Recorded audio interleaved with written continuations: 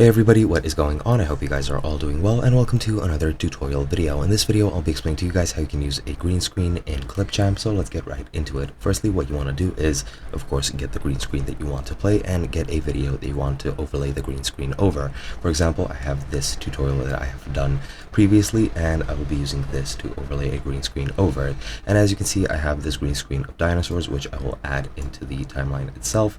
And when I add it into the timeline, as you can see here, if I put it above the video that I have recorded, it will automatically stretch to the length, well, kind of to the length of the video, so just stretch it to the complete length.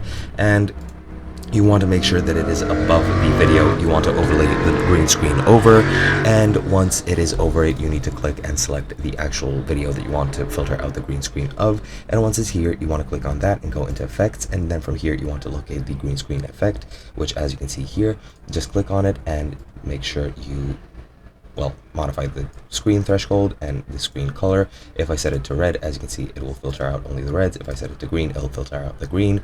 And that is pretty much it. Now that you've added that effect, as you can see, the green screen has disappeared with the overlay of the dinosaurs still staying there. And if I play the video, as you can see, the overlay of the dinosaurs plays over my video. And if you drag it below, just like so, and play it, as you can see, it'll be behind the video itself.